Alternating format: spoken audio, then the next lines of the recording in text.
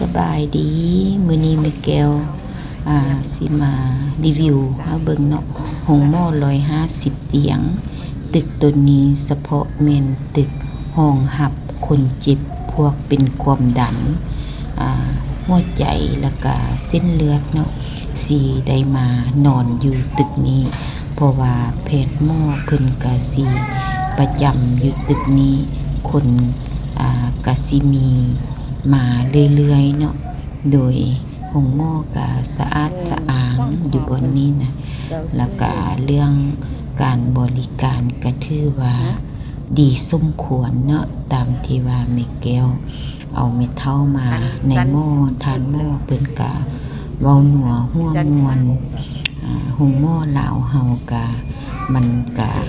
เว้าตีรวมบ่ได้เนาะมันก็ถือเป็นแต่ละบุคคลคันถ้าเฮาไปสุกเสริญบางเทื่อคนเจ็บหลายหมอน้อยหมอบ่ได้พักผ่อนหมอก็สิอารมณ์บ่อยากดีปานใดก็บ่ว่ากันเนาะเพราะว่าแม่แก้วมาเบิ่งแล้วโอ้คนเจ็บหลายบางเทื่อหมอเพิ่นก็เวียกหลายคนก็หลายเนาะก็บ่ว่ากันเลยอันนี้ก็ยามกลางคืนแม่แก้วก็ได้มานอนเฝ้ากับน้องสาวเนาะแม่เฒ่าก็ไข้ขึ้นหลังจากที่ว่าความดันแล้วขึ้น200สาวเนาะปัจจุบันมานอนอยู่นี่3คืนเนาะอาการก็ลดลงเหลืออยู่ประมาณ100สาวเนาะโดยแล้วก็คอยกินข้าวกินน้ำส่วนหลายพวกผู้เฒ่านี่หากความดันขึ้นสูงหลายก็สิขาดมีหยังเกลือแร่เนาะแล้วก็อายุหลายแล้วก็เนื้อหนังบางเวลาคุณหมอแทงเลือดมันก็สิซ้ำสิบวมง่ายเนาะนั่งผู้เฒ่าไม่เฒ่าปีนี้แล้วก็ได้92ปีแล้วเนาะ92ปีแล้วเนื้อหนังแล้วก็สิแบบเส้นเลือดแล้ว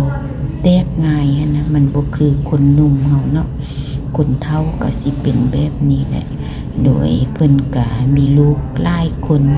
ก็มีกำลังใจเนาะลูกผู้นั้นมาลูกผู้นี้มาเยี่ยมยาม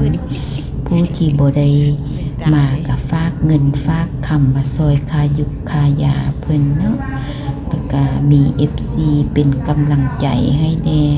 ก็ขอบมุกขอบใจหลายๆหมู่โกงบอกก็ซื้อของฝากของตนมาให้ป้าเพิ่นมาแต่ออสเตรเลียเพิ่นก็ซื้อหั่นซื้อนี่มาเบิ่งตั้งแต่ฮู้ว่าย่าเพิ่นเจ็บเนาะย่าเจ็บเพิ่นก็เบิ่งแยงอยู่เฮือนได้มาห้องหมอเพิ่นก็นำมา2เทื่อ3เทื่อเนาะเป็นห่วงเป็นใหญ่เพิ่นก็สิได้